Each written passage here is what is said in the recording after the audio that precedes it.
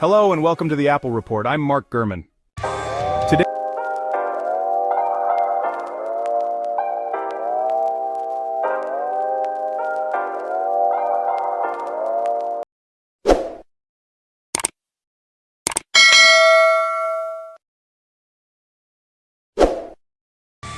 Today we're diving into a significant shift in Apple's strategy. The company has decided to halt the development of a new version of the iPhone SE, its budget phone.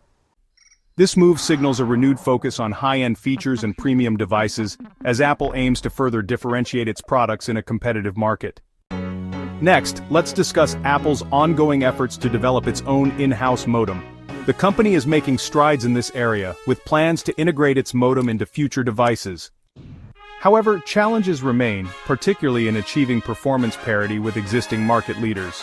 The successful integration of this modem is crucial for Apple's long-term strategy. Finally, we have updates on the M4 MacBook Air. Apple is gearing up to launch the next generation of its popular laptop, featuring the powerful M4 chip. The release is expected in the latter half of the year, promising significant performance improvements and new capabilities for users. That's all for today's Apple Report. Stay tuned for more updates.